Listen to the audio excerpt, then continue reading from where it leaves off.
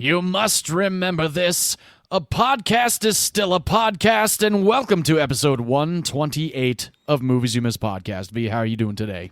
I'm doing well today, John. Nice spin on the song that appeared several times in your movies pick this week. Oh, you better believe it. Jimmy Durante shows up in a lot of romantic comedies from the early 50s up until the year that my film came out this week, which is actually the theme of this week's episode, romantic comedies. We're going back to the rom-coms, everybody. Finally. I know, it's taken so long. And I'm very excited for this episode because not only have I, Vee, not seen your pick in several years, I have not seen my pick, actually, in a solid decade or so. Whoa, really? I didn't know that. Yeah, I have not. It's a film that I grew up watching, a film that I've grown up very much enjoying, but for whatever reason, have not revisited until I decided to pick it for this episode. So I'm very glad that I got to revisit it, and I think it might have been your first viewing, if I'm not mistaken.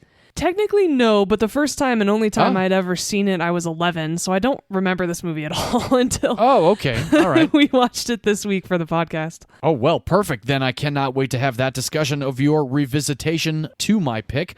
But before we do that, welcome everybody to Movies You Miss Podcast. We are John and Vee. We love to discuss movies without spoiling them. Also films that we feel have flown under the radar and need to be revisited. And we also love to discuss the films that we have seen in theaters or on streaming over the last week. So Vee, I'm curious, what did you see? I stayed home this weekend and watched a Netflix-produced movie that was actually amazing. Oh. And is widely agreed upon that it's very good. It's called Rebel Ridge. Rebel Ridge. Never heard of it. It's a great action film. If you like Jack Reacher, you would love this movie. It's a lot less violent than Jack Reacher, so if you thought especially the first season of Reacher was a little bit too intense, you'd really like this film. It stars a man that I think is an up-and-coming actor. I was very impressed by what he did and how he held the movie on his own. His name is Aaron Pierre. I hadn't seen him in anything else before, but I was very impressed, and so I hope he's in a lot more moving forward. Don Johnson's also in the movie, and he's great. Oh, all right. Miami Vice. Yeah, it's a very cool action film about police corruption, and I'll just leave it at that. So highly recommend. It's on Netflix. Again, it's called Rebel Ridge. Awesome. Well, maybe I'll check this one out. You know me in the Netflix movies. I think you should check it out. It's very good. All right, maybe I will. And John, what did you see this week? I spent my last week watching 4 new movies. I'll start with the one I liked least, but that doesn't mean I didn't like it. I watched the new John Woo Peacock-produced The Killer with Nathalie Emmanuel and Sam Worthington. Oh, you liked that film, huh? I had a good time with it. Yeah, the action was pretty cool. The only thing that I'm getting truly sick and tired of is digital blood splatter. Yeah, I really hate that that's not practical anymore. Me too. All the guns, all the cuts, everything was just digital, and it really just looked terrible. But other than that, the movie was a lot of fun. If you like John Woo and pretty cool action sequences, I would recommend it. I think it's about 2 hours. Okay. I watched a movie called American Dreamer with Peter Dinklage and Shirley MacLaine. Oh. Yeah, never heard of it. Apparently it was released in 2022 on the indie market festival scene, but it just got its release on streaming on Amazon. And it was more of a dramedy than comedy. The trailer was cut like it was going to be a comedy, and it definitely had some funny moments in it overall, but I would say it's definitely more of a dramedy than a comedy. But again, very enjoyable movie. Great. Yeah, I was pretty surprised by it.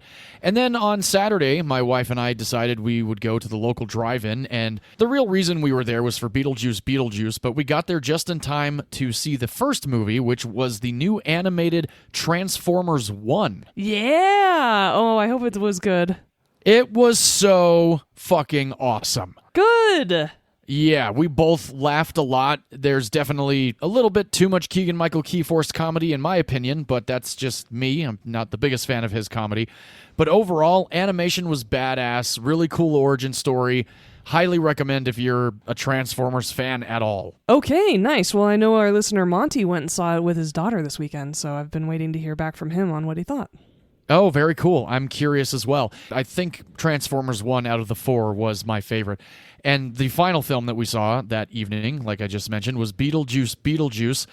And I got to tell you, I was pleasantly surprised. I'm a fan of the original one, but not as much as a lot of people seem to be. Mm-hmm. This one was a trip. Like, there was some good comedy. Michael Keaton was great. Winona Ryder was awesome. Justin Theroux was pretty damn funny.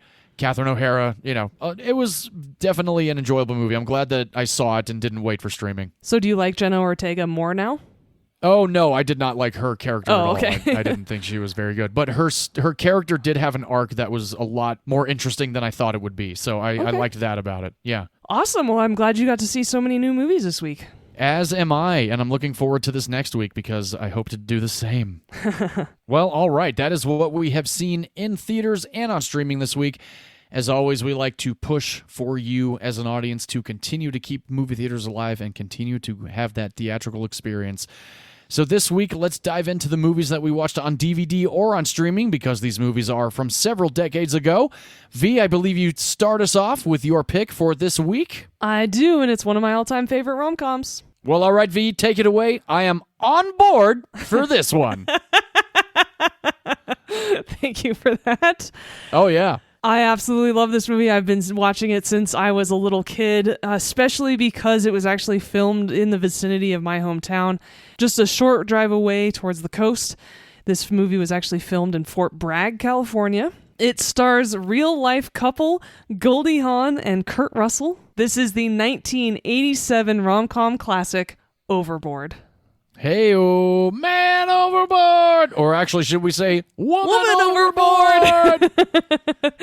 And just to preface it, I really, really love this movie. It has a special place in my heart, so I really hope you didn't hate it rewatching it. We'll get into it shortly. Okay.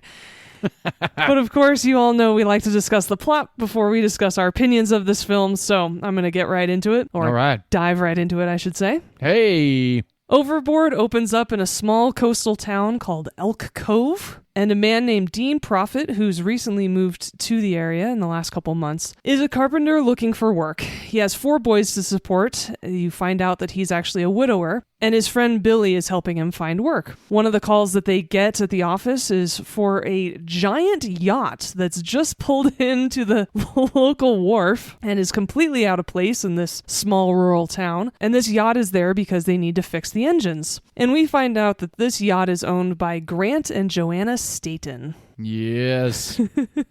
And she is so upset that they have to pull into this backwater town for the next couple days, and she's going to be so bored, so she's going to remodel her closet while she's waiting. Immediately, the audience realizes that she is the most spoiled rich bitch you've ever met, and oh, yeah. And she is just so passive-aggressive and so rude to everybody, including her entire crew. And so when Kurt Russell's character of Dean Prophet comes on board, she immediately is disrespecting him as well. I repeat, cannot sit in this cesspool by the sea with nothing to do. So while you repair your silly boat engines, I will do some remodeling. I've already sent for a carpenter. Well, do whatever, Diddums. I'm shooting skeet. So Joanna explains to him what she wants, and he gets to work. A couple days go by, and he completes the job of remodeling her closet and putting in a bunch of shoe racks. And unfortunately, she is not happy with his work. Comes from behind, gives you twice the Stop space. boring me with your absurdities. What's it made of? That's called wood. It's oak. Oak? An oak closet? Huh. Why am I even amazed? I don't know. Why are you amazed? Because one would think that you would know that closets are made of cedar. Otherwise, we get moths. Well, lady, there's not a real big moth problem off the Pacific coast. But if you want one out of cedar, that's fine. I'll start all over. I just have to tell you that that's going to more than double my estimate. What do you mean? What I mean is, I've already done this out of oak, so I'm going to have to go... Well, I'm not paying for your mistake. Hey, I'm not just going to eat it on this deal. Why not? You've eaten everything else in this place. And you will eat it because I wanted cedar. You may have wanted cedar, but you didn't ask for cedar. Well, the entire civilized world knows that all closets are made of cedar. Well, up here in Elk Snout, ma'am, see, we don't know about them closets, nor bathrooms neither. Shit, woman, you're lucky I am housebroke. You were listening. Yeah, well, it's kind of hard to avoid. Well, you can avoid it in the future because you're fired. Oh, you're unbelievable. That's fine with me. Just pay me the money you owe me. job was not done to my satisfaction. Oh, I got news for you, lady. No job will ever be done to your satisfaction. Well, that's quite enough. Now just get out. Hey, no problem. Just pay me the $600 you owe me and I'm gone. Captain Carl, start up the engine. Oh, for crying out. You know what your problem is, huh? You're so goddamn bored you gotta invent things to bitch about. You haven't got a single thing on this earth to do except for your hair. Yeah, your closet was fine. You just needed something to take up your useless, empty, nail polishing, toe polishing, rich bitch sun tanning day. And that clapping you hear at the end of that audio clip is actually the entire crew of the yacht who have been overhearing and eavesdropping on their fight. Oh, yeah. Just having so much gratitude for someone finally putting her in her place. I love when rich people are put in their fucking place. Yes, me too. And so, but unfortunately, she still refuses to pay him for his work. And he keeps telling her, I'm not leaving until you pay me for the job that I just did for the last 2 days, plus all the materials I bought. So she's such a bitch about it. She just ends up pushing him off the boat.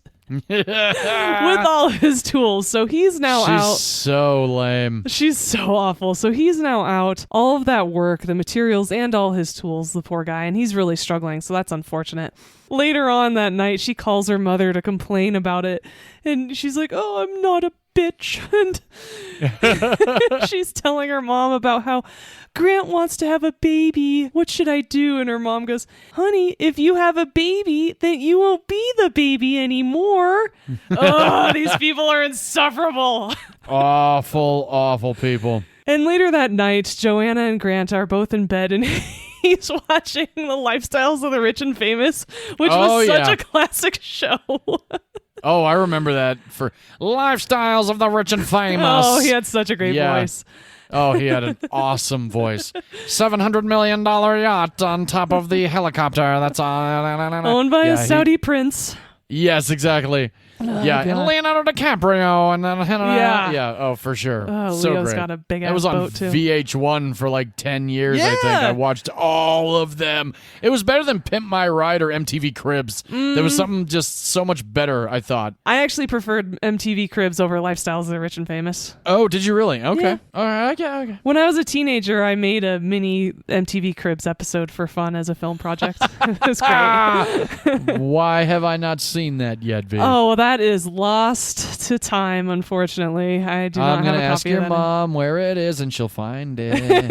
I don't think she even has a copy of it, actually. Susan, you have a copy of it. You parents keep everything your children have done. I know you have a copy of it. My mother has finally started going through all of our stuff, and instead of throwing it away because she can't bring herself to throw away anything, she has a pile of each of our stuff and gives it to each of us, and she's like, do with it what you want. And I'm like, oh, all right. Why are you putting it on me to throw all my old shit away?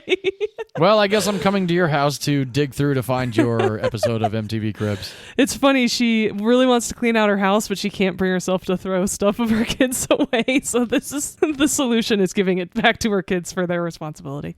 Perfect. Awesome. Yeah. So I have some old school photos from when I was in 5th grade if you want to see them.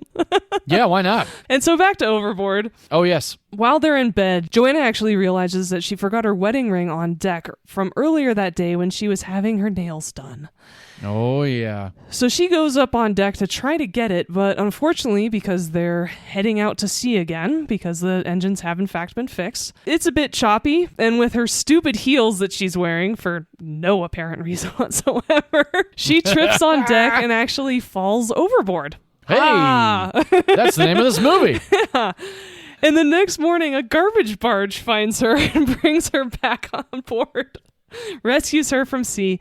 And did you notice who was the garbage man on this barge? I did not, unfortunately. It was Hector Elizondo. Okay, now that you've said that, yes. He does have quite a thick accent that he doesn't usually have in his other movies. Right, yeah, he does. But he looks like he's perfect. Not aged at all. No. Because he was in How High, my episode for 420 this year. Well, he was also in The Princess Diaries as the driver. He was in Pretty Woman as the concierge at the hotel that they're at. Oh, snap. Okay. Because, in fact, he was in all 18 of Gary Marshall's movies. Wow. Yeah. Hell yeah. So if you've ever been a fan of Gary Marshall movies or just rom-coms in general, you've probably seen Hector Elizondo. Definitely. He and Gary were very close friends, which is why Gary always put him in his movies. That's awesome. Yeah. But unfortunately, because of this fall and the shock of the water, Joanna has amnesia. And the local news channel is showing her pictures and actually trying to interview her at the local mental hospital for anyone who knows who this woman is. And they even have a clip of someone coming into the facility to see if they know her. And it turns out it's Grant, but he pretends that he doesn't know her because she's so awful and he's an asshole.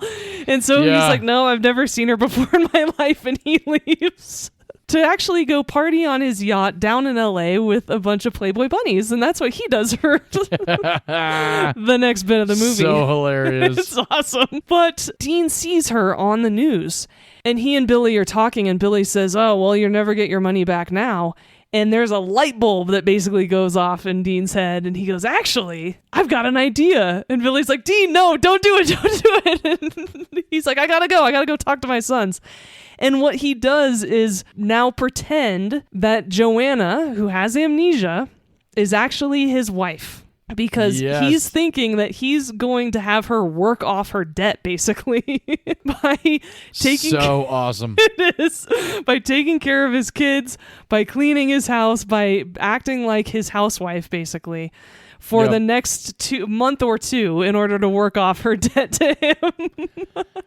And it's in a twisted way, it's pretty fucking brilliant. It really is. And the reason why I think this movie is still very good and still totally holds up is that he totally messes with her and doesn't ever try to make a move at all. He goes and pretends to be drunk just to scare her off and try to hit on her. Whole thing. And she's so like, great. No, I don't want to know because you'll stay away from me. And he's like, okay, well, there's the couch. And she's like, what? I sleep on the couch? She goes, yeah, because you have a bad back. Get out. Yes. He never wanted to sleep with her, but it's just to mess with her because she was such a bitch to him. And so that's why I like this movie still, even in 2024, is that there isn't a predatory aspect to this film or to Dean. No, absolutely. Watching it, I was thinking, does this movie hold up? Is this one of those things? And Dean is not the greatest father because he never disciplines his kids. They are terrors, and there's 4 of them, and they're boys. Oh, yeah. This house is a disaster, and there's a great montage of Looked her all right to me. trying to clean. Oh God, no! There's a great montage of her trying to clean everything up. This poor woman. I mean, you start to actually have a little sympathy for her just because of the nightmare she's now living in. A little bit. I do kind of feel like Jack Jeeves, though. Early in Men in Black is like, looked all right to me. Like, didn't look too terrible for having 4 boys. Place is a but I'm not a mess. father, so who knows? Your house is way cleaner than that. Oh, good. I'm glad. My wife will be very appreciative that you said that. And he just keeps really antagonizing her just because he's so pissed at her. So she is like, I don't know anything about my life. What about my parents? And he tells her this horrible story about both her parents, which is completely made up, of course. They don't look anything like me. Well, they do take after your mother. Let's just hope they don't grow up to be luscious, too, huh? My mother's a lush. Was, honey. Cirrhosis. What about my father? Oh, he's alive and well. And due for parole in what, 2 years? Oh, God, I don't want to hear anymore. And this woman has been spoiled her entire life. And so when she tries to cook dinner, she mutters like, this feels so unfamiliar to me. It's like, yeah, because you've never cooked a meal in your life. And she is just finally at the end of her rope and freaks out a little bit. And so he snaps her out of her stupor by tossing her in the rain barrel, which growing up in a rural place, my friends had rain barrels, so I know exactly what this is. And I love this because she's just so miserable.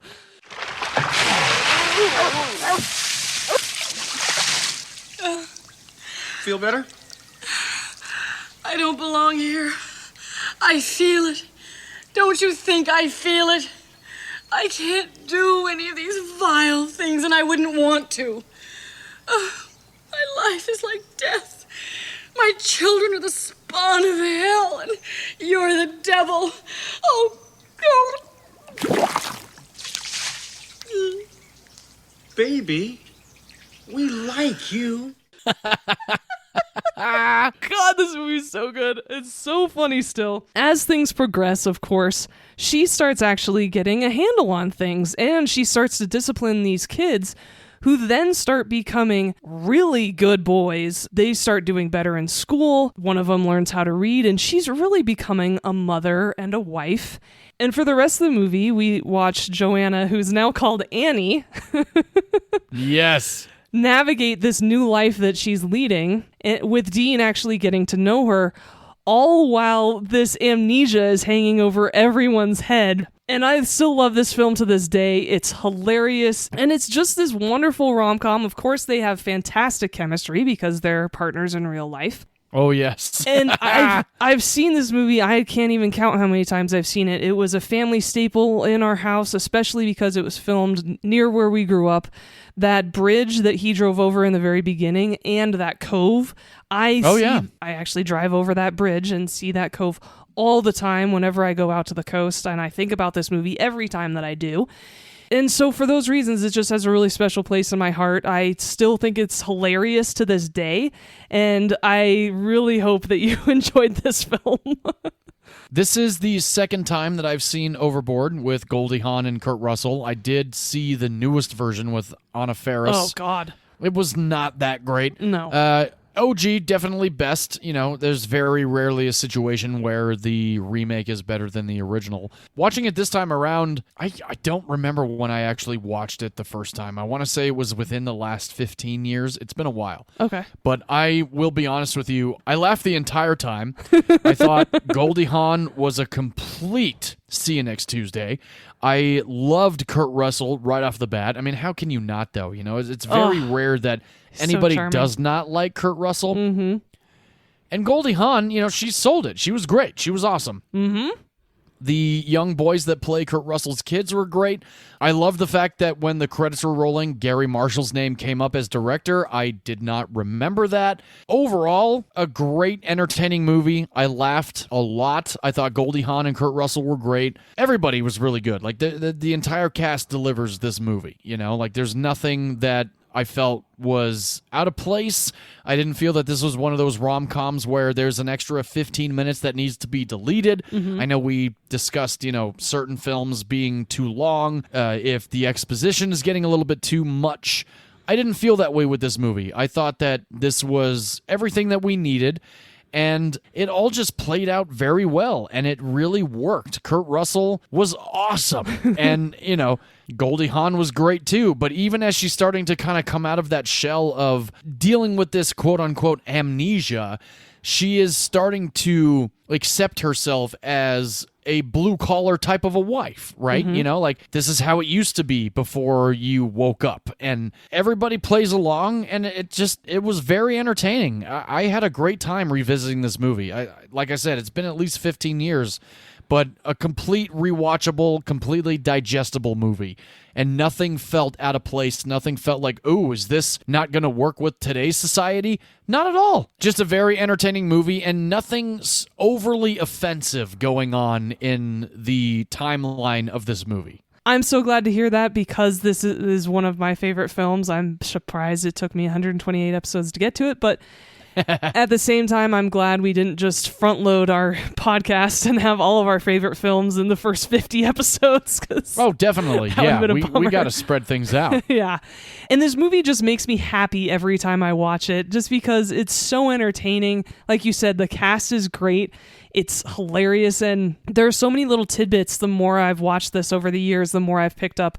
At one point, Dean actually takes Annie out for dinner, and he buys her a bottle of champagne, and she's like, oh, we can't forget this, when they're walking outside of the bar. He's like, we better not. That bottle was $7, because he's so broke, right? And then they toast, and she drinks it, and she's like, wow, I don't think I've ever tasted anything quite like this. And it's because she's so rich. She's never tasted the cheap shit before. She hasn't tried Crook's champagne. Or Corbel champagne. Oh, God. What was that movie? At that time was $7, which is now $12. What was that movie? It was a pick of yours that, like, the producer or the director bought Corbel for the crew and the cast. And we were why would you buy Corbel? Oh, yes, that's right. We got to remember. Fuck, what movie was that? We got to try to remember what movie that was. But yeah, that's what made me think of it. So I'm really, really happy that you liked it. This is, like I said, a staple in my family. My whole family loves this film too. And it's just such a treat to watch them act in a movie together. Oh, definitely. Very entertaining. And Goldie Hawn was actually top billing in this movie. I saw that. That was awesome. Yeah, which I thought was really cool. She only has 39 credits. Is that all? Yeah, that's kind of surprising. I thought she would have had a lot more than that. So did I. But she's been in some good stuff. She was in the Sugarland Express. I've seen Sugarland Express. Good movie. Steven Spielberg. I was going to say it's a Steven Spielberg movie, so I'd hope you would have seen it. Oh, yeah. She's also in Private Benjamin, which is funny because there's a comment in this movie about, yeah, honey, you were in the Navy. I've not seen that movie. Armed Forces. It's funny. I haven't seen it in, 15 years at least, though. Okay. She's in an action rom-com that I love called Bird on a Wire with Mel Gibson. I've never even heard of that movie. Oh, I love it. It actually came out right after this film. And then she's in Death Becomes Her and The First Wives Club. Death Becomes Her is absolute classic. Yes. Meryl Streep and Bruce Willis, Robert Zemeckis. Oh, we need to do that movie at some point. So good. Awesome movie. Kurt Russell, on the other hand, has 109 credits. Wow. I've talked about him one other time on the podcast. He's in my all-time favorite Western from Episode 9, Tombstone. That's right. He is also in Escape from New York, The Fox and the Hound. He's in The Fox and the Hound? He voices Cooper, the Hound. Oh my gosh. Yeah. Wait a minute. Uh-huh. The adult Cooper? It's got to be, because that movie's from the 80s, right? I was going to say, it's got to be the adult Cooper. Yeah. Yeah. Oh my God. Yeah. Whoa. This is a mind-blowing moment for me. Yeah. He is also in The Thing, which is coming up very soon. Hell yeah. Just got the 4K. He's in a movie with Meryl Streep and Cher called Silkwood that is absolutely going to be on my list on one of the weeks we do a biopic. You mentioned Silkwood to me around the time we started this podcast, so yeah. I look forward to checking that movie out. It's a good film. He's also in Big Trouble in Little China, Tequila Sunrise. Yeah. Actually, that's also a Mel Gibson movie. All right. He's in Tango and Cash, Backdraft, Captain Ron, Stargate, Breakdown, Miracle, Death Proof. Oh, hell yeah, Death Proof. A couple of the Fast and Furious movies as Mr. Nobody. Yeah, I'm just a guy. The Hateful Eight. He's also in a Western horror, I guess is a good description, called Bone Tomahawk. Oh, yeah. I refuse to watch. Yeah, I accidentally watched it with my father. I just heard it was a really great movie, and I thought it was a Western. We were both very traumatized. And then he was also in your pick of last week of Vanilla Sky. Hell yeah, he was. He's also in one of my favorite Tarantino films, not only The Hateful Eight, but Once Upon a Time in Hollywood. Yeah. How can we forget Guardians of the Galaxy Volume 2? Because I didn't like that movie. Yeah, I know a lot of people didn't, but I did, and you're all wrong. Okay. Because his hair in Guardians of the Galaxy Volume 2 is literally the hair that he has during Overboard. So I guarantee you James Gunn or whomever directed Volume 2 of Guardians was like, you know, your hair was pretty awesome in Overboard. Let's revamp that. It was full-on Farrah Fawcett blown out in Overboard. It was totally a blowout. Oh, it was very luscious. Some other people who starred in this film, Mike Haggerty was Bad Billy Pratt, his best friend in this film. Oh, yeah. Another place I recognized him from, he was actually Mr. Trieger, the building super in the show Friends. He's also in Wayne's World. Oh my God, he is in Wayne's World. I totally forgot. Yes, he is. He's at the donut shop. Yep. Actually, I was thinking about settling grievances with the union. Well, the world's a twisted place. That's right, when he got laid off. Holy shit. Yep. Oh, God, I cannot wait to do Wayne's World. We're just going to quote the entire movie. Yeah, pretty much. Jared Rushton plays one of Dean's twins. I recognized him from Honey, I Shrunk the Kids. Oh, really? Yeah, he's one of the neighbor kids in Honey, I Shrunk the Kids who gets shrunk down. Oh, sweet. Yeah. And Ray Combs plays the sheriff who's at the mental hospital. He's in the uniform. And, yeah. And he seemed totally familiar to me. I was like, where have I seen this guy before? I just could recognize his face. And it turns out that he was actually the original host for Family Feud. Oh my goodness gracious, no way. Yeah, a year after Overboard came out, he was hired as the host of the original Family Feud and was the host from 1988 to 1994. He did 1,132 episodes. 1,100? Yeah. Good God. What is that, an episode a day or two? Well, they were 5 days a week. Wow. It was a game show. Holy crap. That's pretty mind-boggling. Yeah. Unfortunately, it's really sad. At 40 years old in 1996, Ray Combs died by suicide.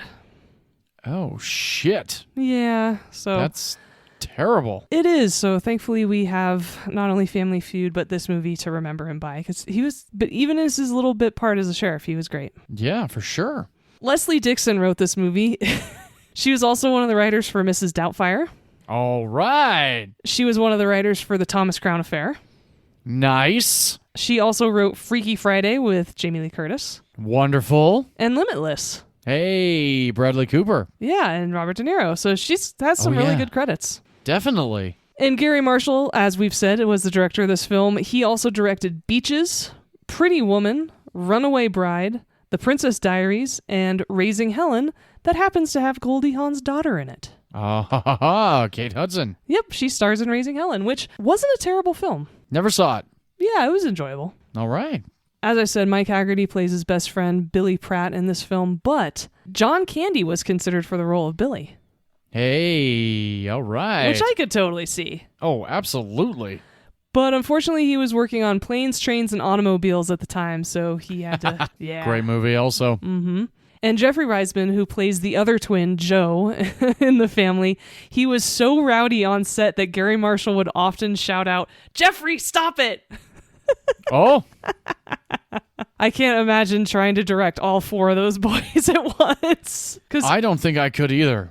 Every scene they're in, they're all together. Right? And while they were filming all the scenes on the yacht, the rocking motion kept causing all the crew members to fall asleep while shooting. Oh. Because it was so gentle and soothing, which I will attest as someone who's been on boats. That rocking certainly puts you to sleep. It absolutely does. I remember when I would leave the beach as a kid, I would still feel the water and, like phantomly, and I would fall asleep in the car because I was just rocked to sleep. Yep. Oh, it probably came from rocking chairs, but that's actually would have been a good origin for that term. And Dean's old Dodge pickup was later used in the movie Christmas Vacation, which I've done. Hey! It was one of my picks on our first Christmas month. It's the truck that tailgates Chevy Chase's station wagon in the very beginning of the movie. That's the same truck. Fucking awesome. That's so awesome. The perfect use of that truck in two movies that I absolutely love. And Goldie Hawn and Kurt Russell were together at this time. In fact, they've been together since 1983. And their kids were actually on set with them. Because no way, both of them were working, so they just brought their kids with them, which makes sense. And their that makes complete sense. Yeah, and their youngest, Wyatt Russell, who was actually in the Winter Soldier and the Falcon series recently. He's an actor too. Oh yeah, he's awesome. He took his first steps on the set of Overboard. Wow. Which is so cute. He's also in Monarch, the Godzilla and King Kong series on Apple TV. Oh, cool. Yeah, pretty awesome series if you're a fan of the Monarch series of movies. Gonna say that the series is supposed to be fantastic. It's awesome because Wyatt Russell plays young Kurt Russell in the show. Oh, and I remember telling my cool. wife, because we were on like the 4th episode, I was like, the casting for this character is so stupid good that it makes no sense. And then finally I realized that the young actor was Kurt Russell's kid, and that's why the casting is so fucking awesome. So if you have not watched Monarch on Apple TV, watch that shit. That is a phenomenal series. That's really cool. That's when nepotism is good.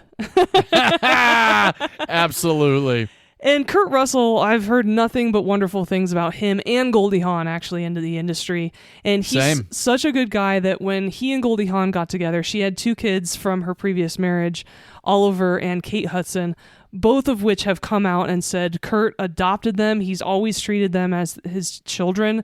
Their biological father is a total flake, and they actually celebrate Father's Day with Kurt Russell every year because he is their father. That's awesome. Yeah, I think so. And I always think that says a lot about a person is how they treat their stepkids. For sure. And during filming, Goldie Hawn and Kurt Russell would host a barbecue for the whole cast and crew. No way! Yeah, which would be so awesome. fun. And Kurt has said that this and Captain Ron are the two movies that everyone seems to have on their boats. Oh, cool. As of 2020, this is the second of 4 movies that Goldie Hawn and Kurt Russell have appeared together. The first one they did was Swing Shift, which came out in 1984, and their most recent one are The Christmas Chronicles. Oh, yeah, Christmas Chronicles. It's actually a pretty good movie. Yeah, partially part 1 and part 2. Part 2 was not terrible either. Yeah. It's on record that I like a Netflix movie. Oh, or 2. Wow. I know. And not only do I love this, but this is Reese Witherspoon's favorite film. Wow, really? Yeah. And looking back on his career, Gary Marshall had said before he passed away, unfortunately, in 2016, that this is still one of the funniest pictures I've ever made. Nice. Yeah, and so that is Overboard. It came out in 1987. I love this film so much, and I'm so glad that you enjoyed your time watching it, too. It's one of those, it would have been a big deal if you hated it, honestly. No, I liked it the first time I saw it and very much enjoyed it the second time as well. Oh, I'm so glad to hear that, and just really glad to have an opportunity to talk about it in this week's rom-com episode. And that about wraps it up, so I think it's actually time for us to go bi-coastal. Hey! Get on the radio and talk about your film. All right, let's do it. I chose a film from 1993, directed by Nora Ephron, written by Jeff Arch, David S. Ward. Vee, I'm sure you recognize that name. I do. Also written by Nora Ephron. This film stars Tom Hanks, Meg Ryan, Ross Malinger, Rita Wilson, Victor Garber, Rob Reiner, Bill Pullman, David Hyde Pierce, and Rosie O'Donnell. This is Sleepless in Seattle, everybody. Such a stacked cast.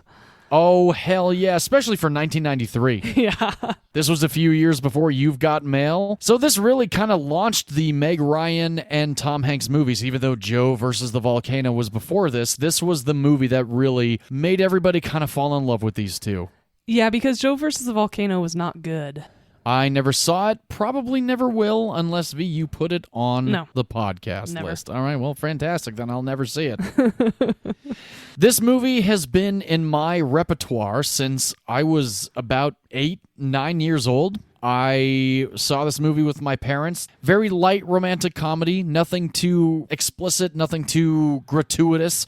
The story of this movie is actually very sweet. We end up meeting Sam. He is a widower who's got a young son. And we meet Annie, who is on the verge of marrying her fiancé, Walter, played by Bill Pullman. And I gotta say, I love Bill Pullman because he's in Independence Day, he's in A League of Their Own, he's in plenty of other films. But this might be one of those, Vee, as you've said it many times before, goober type of characters that Bill Pullman has played in his career. You know, I was thinking about how to describe him when I was taking notes on this movie. First of all, I love him in While You Were Sleeping, one of my picks. It's a rom-com. Yes. He's so charming in that he is an absolute bore in this film. And I was trying to think of how to describe him, and I finally got it. It's a quote from Liar Liar, one of our favorite comedies. Oh, yes. He's Magoo! He's a Magoo! Absolutely. 100%. Yes. But let's back up just a little bit. Let's get into a little bit more of the breakdown of Sleepless in Seattle. Sam is a widower. The film opens up with him and his son at his wife's funeral. And Sam is bittersweetly explaining to his son death. You know, his son is under the age of 10 years old. He's just lost his mother.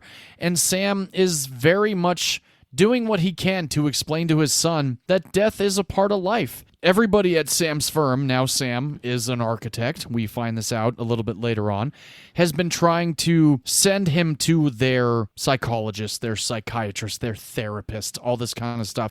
Sam has come to the realization that he really just needs to leave Chicago. He does not want to be reminded of his wife. He does not want to live in the same house. He doesn't want to be in the same city. So he and his son, Jonah, needs to move to Seattle, forget everything that's happened here in Chicago, and start anew. Mm-hmm. So fast forward 18 months later, Sam is now in Seattle with Jonah, and we end up meeting Annie, played by Meg Ryan. We also end up meeting Walter, played by Bill Pullman. It is Christmas Eve. They are in Baltimore on their way to Annie's parents' house for Christmas Eve dinner. I love this scene because this is one of those things that I have actually kind of been through this with my wife. Now, I just want you all to listen to this because if you're married, you understand this. The tall one with red hair is your cousin Irene. You recognize her by the disappointed look on her face. I was married to Harold, who ran off with his secretary. But came back because Irene threatened to put the dog to sleep if he didn't.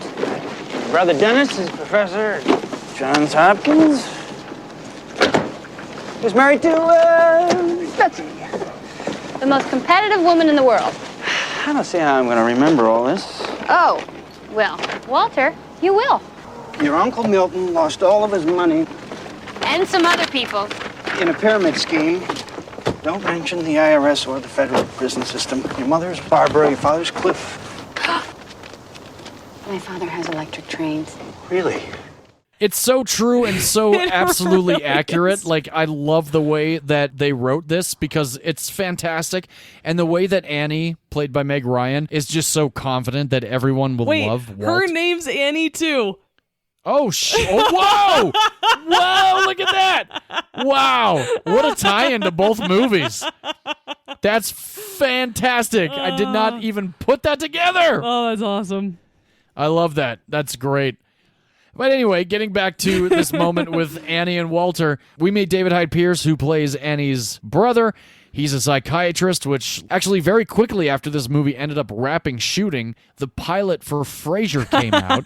And David Hyde Pierce in this movie plays a psychologist, so it all kind of... Perfect. Yeah, it really came together. David Hyde Pierce was actually really, really kind to me when my dad and I went to Paramount Studios and visited the set of Frasier back in like 1998.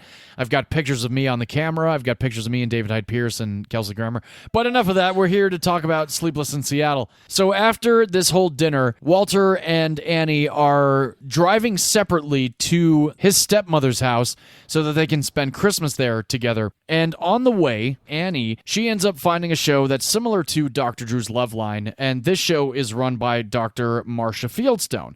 Dr. Marcia Fieldstone is voiced by Caroline Aaron, and if you don't know her by name, she plays several characters throughout the last 30 years. She was in 21 Jump Street, the remake, Edward Scissorhands. She was also in Ghosts, the new series. The Marvelous Mrs. Maisel, she was Shirley Maisel, who was the mother-in-law to Mrs. Maisel. Okay. Yeah, she's been in a whole bunch of stuff. Annie starts to listen to this radio station because Jonah, this young child, has called in about his dad needing a new wife because he's been very depressed and very sad over the fact that his current wife has now been deceased. So Dr. Marcia talks Jonah through a lot of what Sam has been going through and ultimately convinces Jonah to get his father on the phone with her to discuss this whole predicament about being a widower and being very upset and very depressed. And she wants to help, and she also wants Jonah to understand that as an adult, you know, your grief might be a lot longer than somebody else's, typically a child's, right? So Sam ends up getting on the phone with Dr. Marcia. He starts unloading his relationship with his wife.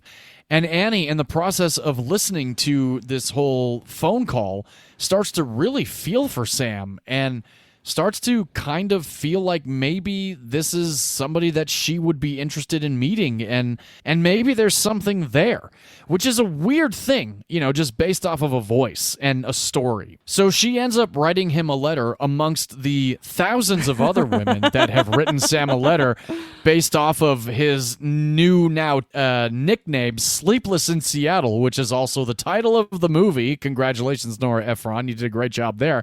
She sends him this letter, and Jonah is immediately obsessed with her. And one of my favorite moments in the movie is when Sam starts to yell at his son about how ridiculous of an idea it is to go and meet this woman in New York. So just listen to this. Why can't we go to New York? There is no way that we are going on a plane to meet some woman who could be a crazy, sick lunatic. Didn't you see Fatal Attraction? You wouldn't let me. Well, I saw it, and it scared the shit out of me. It scared the shit out of every man in America.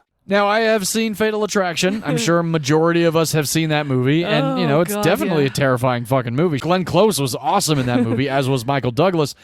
But, it completely makes sense. It's the humanity of life, right? This was 1993. This was before TikTok, Instagram, Facebook, Snapchat. Like, cell phones. All of these cell phones. Thank you. So many women are writing Sam based off of the story that he tells his wife about, I was getting her out of a cab and it just felt like magic. I felt like I was at home. And all these women are like, oh my God, my heart is bleeding for you. You're just the most perfect single man. You're exactly who I'm looking for. And Jonah, throughout majority of this movie, is like, she sounds nice. Why not her? Why not her? And I love all of it. The age that I'm at now, over 30, over 40, this movie resonates with me more than it ever has in the entirety of me watching this movie. This is my first revisit in at least a decade. This movie is not only hilarious, but also cautionary tale.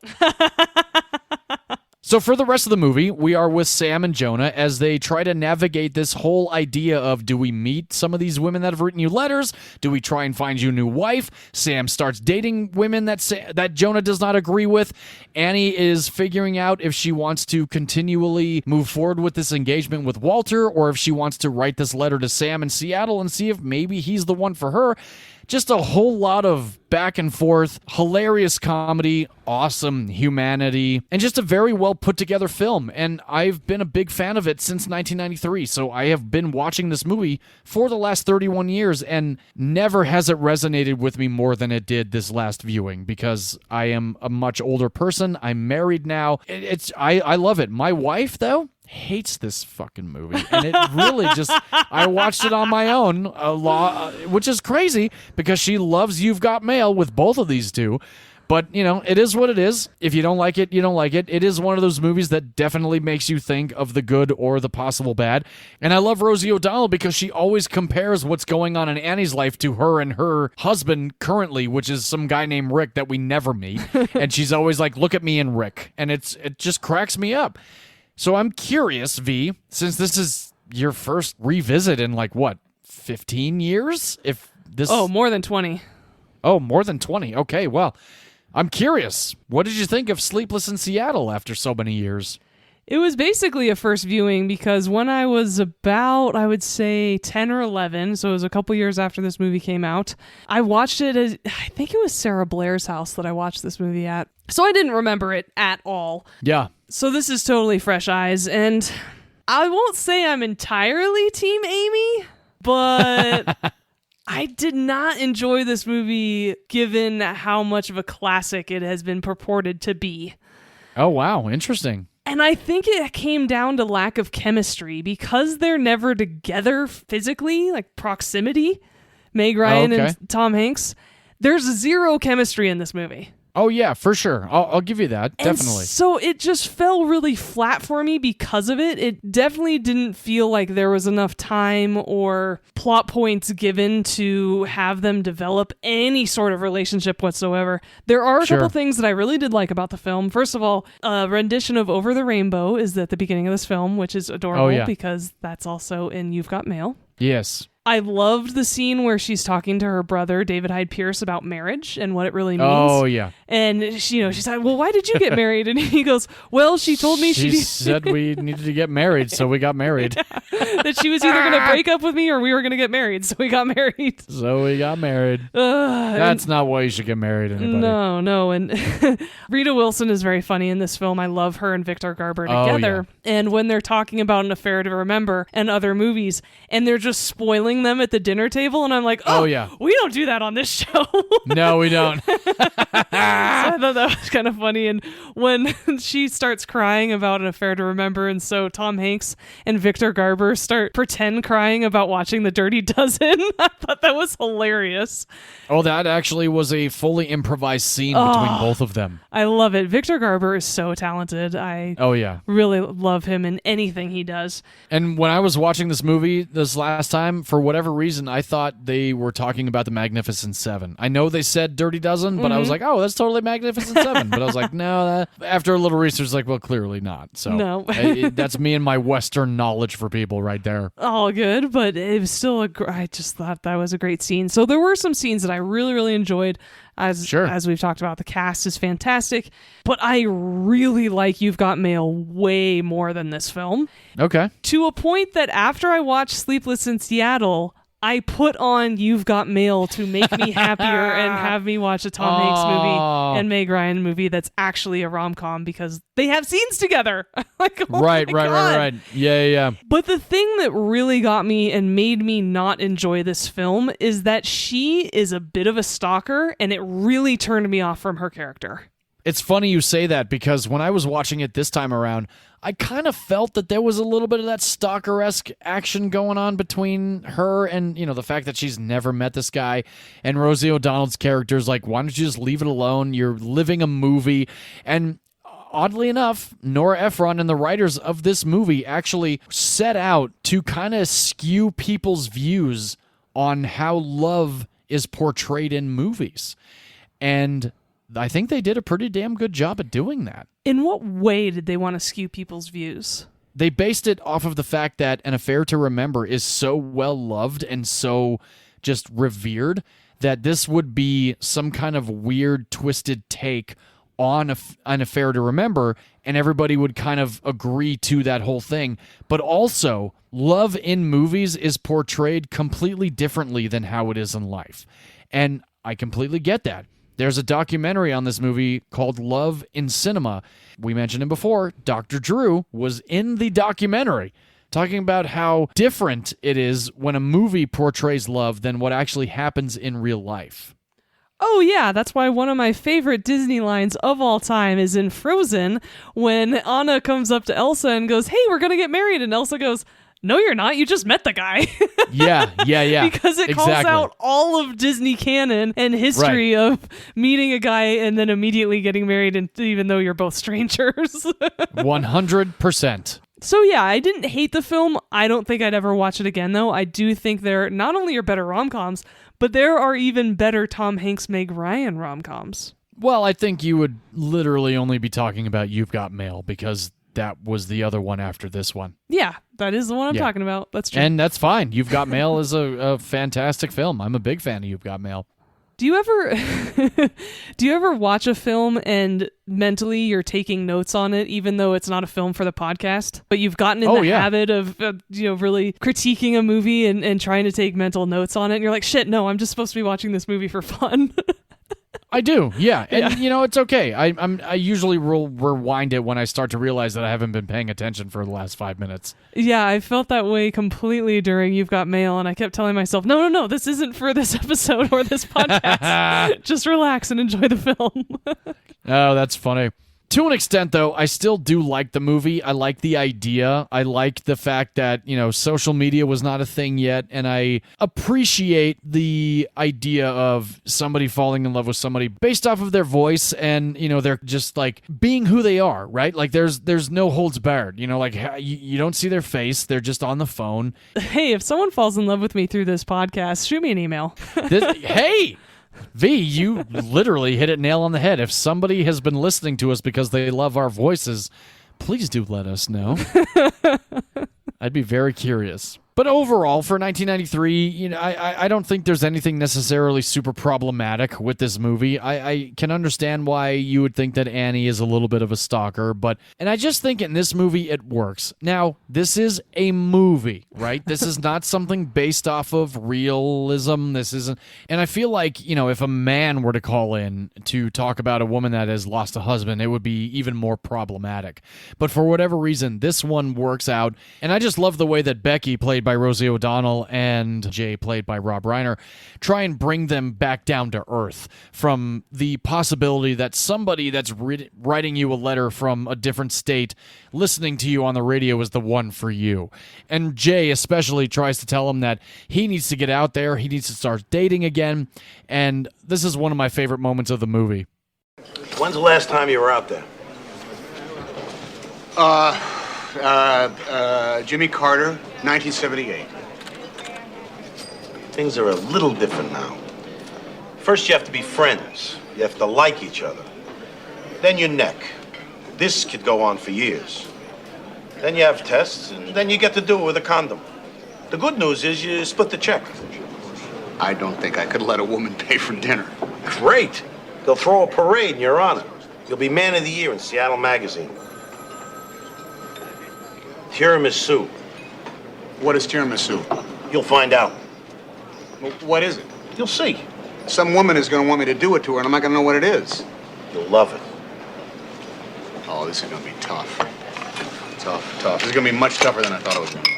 So I love Jay, obviously Rob Reiner, going back to When Harry Met Sally, Rob Reiner was the writer on that with Nora Ephron, and they very clearly knew, relationships and friendships with men and women. And overall, though, I still think Sleepless in Seattle works. Maybe more so for the time that it came out. I don't know about necessarily for now. I don't look at it as too problematic. And like I said, I didn't hate the film. I just thought it lacked a lot of chemistry and romance for me to consider it a romantic comedy or enjoy it as a story that I'm witnessing two people fall in love. However, I understand it's classic. I'm not trying to change your mind or anything. So Sure. I'm glad you enjoyed revisiting it. And I am glad that you picked it because I've been needing to watch it for 20 years because it is a classic and because I didn't remember it. So I'm glad it was on the list. Definitely. This one and While You Were Sleeping were two of my favorite romantic comedies growing up.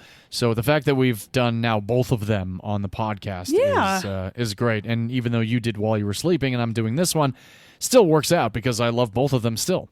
So lo and behold, what we are realizing is that you love Bill Pullman. Well, he is President Whitmore, for crying out loud. He's not a Magoo in Independence Day, that's for sure. That is for damn sure. There's a lot of really fun BTS on this movie, and I'm not going to get into a whole lot of it, but some of it I will get into because it's fascinating to see who was considered for certain roles and what was going on behind the scenes. Tom Hanks, on his days off while shooting this movie, would go back and forth from Los Angeles to Seattle, because this was practically shot, which is also awesome, because when he would go back to LA on his days off of Sleepless in Seattle, he would be recording the dialogue for Toy Story. Oh, awesome. Hell yeah, classic film right there. Yes, that is certainly a film that'll be on the list at some point. Oh, I'm sure it will, including the second one, because the second one is superior. I agree. I know a lot of people don't, but that's all right. Oh, I love the second one. Oh, I'm a big fan of the second one. I don't think we need a fifth, but, Oh, God, we didn't need a fourth. No, we didn't need a fourth. We didn't really need a third. They could have left it at number 2. The third was good because it saw what happened to all of them. Okay. This film ended up being the most successful Tom Hanks and Meg Ryan film to date. Even more successful than You've Got Mail. Oh, okay. Which is kind of surprising, thinking about the timeline. Yeah. Because this movie came out in 1993.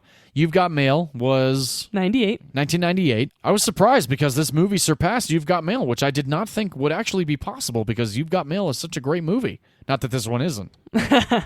There were a lot of other actresses in consideration to play Annie. Now, some of these might kind of blow your mind, V. Okay. The first one, not so much. I can see why she was considered, but I'm very glad it didn't work out because as much of a fan as I am of this particular actress, I don't think she would have been able to do this movie very well.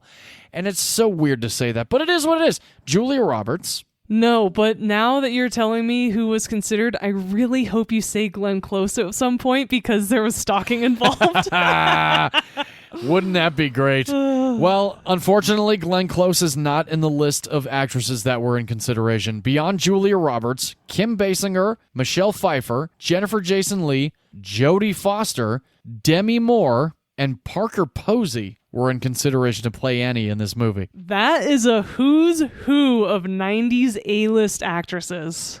Absolutely. I don't think I could see this movie with Jodie Foster in it. Maybe Jennifer Jason Leigh. Michelle Pfeiffer, I don't think either. I think her face is just a little bit not right for the part of Annie. And not to me. Funny enough, Parker Posey is Tom Hanks' girlfriend in You've Got Mail. Exactly. No, there had to be some quirkiness and innocence to the role of Annie. Right. I don't think anybody could have pulled this off except for Meg Ryan. I completely agree. When watching the documentary on the DVD of this movie, it was like, yeah, Meg Ryan was who we needed for this one, for sure. Maybe Gina Davis, but she's too tall for Tom Hanks. Oh, yeah. That could have worked, right? Would have been kind of fun. Yeah, which would have been funny because Gina Davis and Tom Hanks worked together in A League of Their Own, as did Rosie O'Donnell. Another film that'll be on our list in the future. Great movie. I remember that movie. It's very good. Dennis Quaid was in consideration to play Sam, which would have been kind of funny because he and Meg Ryan were married at the time. Yeah, and they had a rough divorce. He turned out to not be a good guy or a good husband.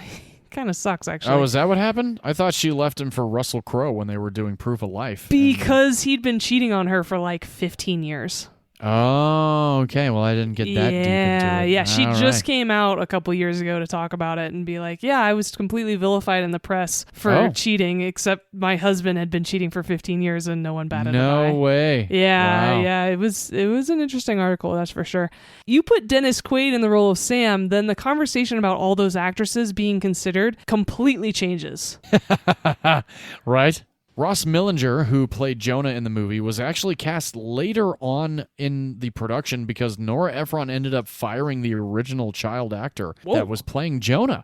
Yeah, there's a documentary that came out around the time that Nora Ephron passed away, and Tom Hanks was saying that she was not sold on the original child actor to play Jonah, so she ended up firing him and bringing on Ross Millinger, and to this day, we don't know who that other child actor was.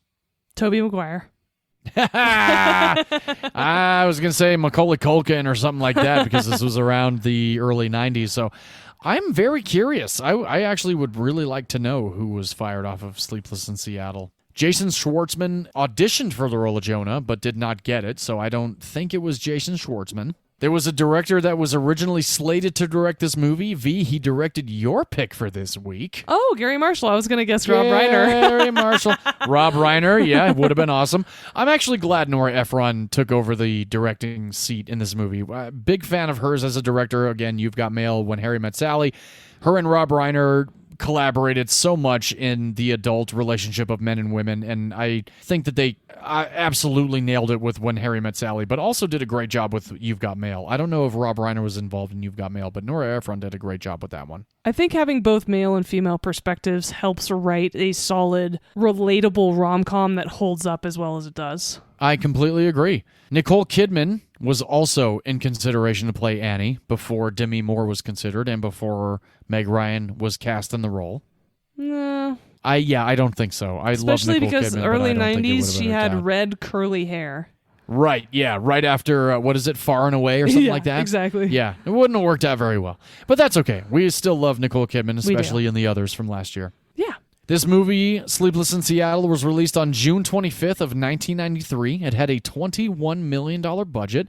V, I'm curious what the domestic box office intake was, if you think you might have an idea. $68 million. Wow, you are off by a chunk. The domestic box office for Sleepless in Seattle. God damn it. Domestic box office for Sleepless in Seattle was $126.8 million. Oh my God.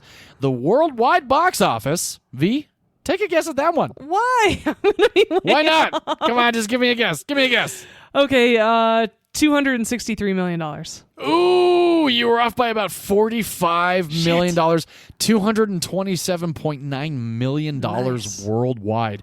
Did really, really well. Yeah. And why not? It's very funny. It makes me laugh out loud. I think the cast is fantastic.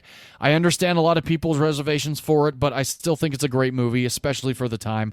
1993 did bring us a lot of phenomenal movies. I've done the year 1993 at least once before, so if you recall that, then here we go. Number 1, Jurassic Park, greatest film of all time. Number 2, Harrison Ford and The Fugitive. Number 3, The Firm.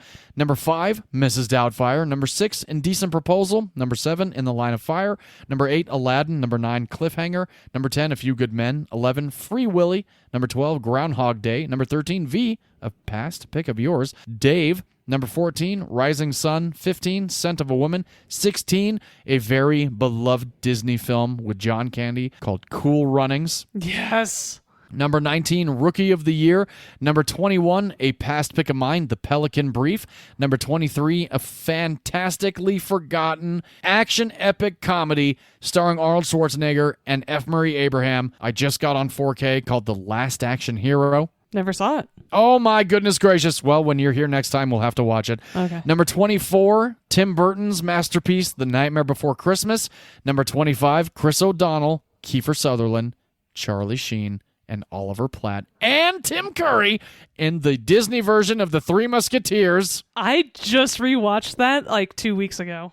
Oh, wonderful. So, did it hold up? So good. Oh, it absolutely holds yeah. up. Oliver Platt, I fall in love with him every time I watch that film. Oh, yes. All and one for all. Little pimple. Also, I have to stop you right there because Henry Selick directed The Nightmare Before Christmas, and that is one of my biggest pet peeves in Hollywood, people saying that it's Tim Burton's film. It is not. That's right. Tim Burton's film. Well, I meant Tim Burton produced, and we have had this conversation because, yes, Henry Selick did definitely direct Nightmare Before Christmas and Coraline and James and the Giant Peach. That's right. Yes. Number 29, highest grossing film of 1993, Vee, a past pick of yours, The Addams Family Values. Yes. Number 32, Homeward Bound, The Incredible Journey, the original phenomenal film. Makes me cry every time. Yes, indeed. Number 34, a film, V, that you did not enjoy because you did not watch it around the same time that you probably should have, but I enjoyed Hocus Pocus. Number 39, Home Alone 2, Lost in New York, a past pick of yours. Yep, better than the original. Oh, definitely. Number 41, Wayne's World 2, a past pick of mine. Which was with Addams Family Values, actually. It actually was. That was that was our sequel episode. Mm-hmm. We did a great job with that one. Yes. Number 76, Fire in the Sky. Number 86, V, another past pick of yours, Tombstone. Oh, speaking of Kurt Russell. Yeah. And the number 4 highest grossing film of 1993, my pick for this week, Sleepless in Seattle. Wow. Yeah. Good stuff. 1993 was a great year because Jurassic Park is the greatest film of all time, and that was number 1. So yes, thank you guys for joining us for this episode of Rom-Coms. I think we both had a good time. Oh, yeah. Good. Glad to hear it. So, V, I'm curious, would you watch Overboard with your grandmother? Oh, yes, of course. I've watched it with everybody else in my family. Why should my grandmother be left out? Perfect. And by the way, if you want to watch Overboard, you can if you have an Amazon Prime subscription. That's how I watched it. Awesome. And John, would you watch Sleepless in Seattle with your grandma? Oh, definitely. I think my grandmother and I and my family watched Sleepless in Seattle several times over the early 90s up to the 2000s. Nice. And since you liked Overboard, would you own it? I don't think I would own Overboard. I don't know if I would gravitate to it as much as the other romantic comedies and comedies that I like. Okay. And that is nothing, it's nothing against the movie or anybody in it. It's just... You wouldn't watch it as often. It's a good movie. Yeah, I just don't think I'd watch it as often. Okay. And if you have not had a chance to check out Sleepless in Seattle, it is currently available for rent on Apple and Amazon for $3.99. That is our 128th episode. Everybody, thank you guys so much for joining us. Please do rate, review, subscribe. Follow us on all social media, TikTok, Instagram, Facebook, Twitter. We are very live on all of them and enjoy discussing movies with you. Vince, thank you for being a true trooper and continuous listener. Whiskey by the Fire, Steve, thank you as well. Everybody that continually comes back, we really appreciate you. Please do stick around because next month begins our horror movie month, and I cannot wait to introduce my pick to V because, V, you have not seen it yet, and I have not seen yours. So this is going to be a fun one. V, why don't you tell everybody what your pick for next week's episode will be? I'm going to start the month of October with a classic. It is from 1976. It stars Sissy Spacek and is based off a Stephen King novel. The movie is called Carrie. Ooh, I've never seen it. I can't wait. And if you want to follow along, you can watch it if you have either an MGM Plus subscription or you can watch it on Pluto TV or Tubi. All right. Well, luckily, I will watch the Blu-ray copy that you so graciously gifted me about 7 months ago. Yeah. I can't wait. Oh, awesome. And John, what is your first pick for our horror month? My first pick for the month of October is a film from Robert Eggers. You all know him by name. Maybe not. I did The Lighthouse 2 years ago. This will be my second Robert Eggers movie. This film stars Anya Taylor-Joy, Ralph Ineson, Harvey Scrimshaw, Kate Dickie, Sarah Stevens, and Ellie Granger. This is The Witch, everybody. And this film is on HBO Max right now. I have the Blu-ray. Be prepared. I am so excited to watch this film. It's been on my list for a very long time. I've heard nothing but great things about it. I'm all in. I can't wait to hear what you think about it. You need to watch it in the absolute dark with the volume turned way up. Alrighty, will do. All right, perfect, because that's how I'm going to do it. That's how we should always do it. That's like the instructions you gave me for The Conjuring. Exactly. And that was last year, and that's how we began last year. So we'll begin this year again in the dark with the volume really loud. God. Well, I hope I love it almost as much as The Conjuring then. I hope so too. That will be our next episode. Thank you guys so much for joining us. Like I said, please do rate, review, subscribe. And that about wraps us up here for episode 128 of Movies You Missed Podcast. And as always, here at Movies You Missed Podcast, we like to close out with film is a form of art, and in art, all opinions are valid, except if you think visiting film locations isn't meaningful or special.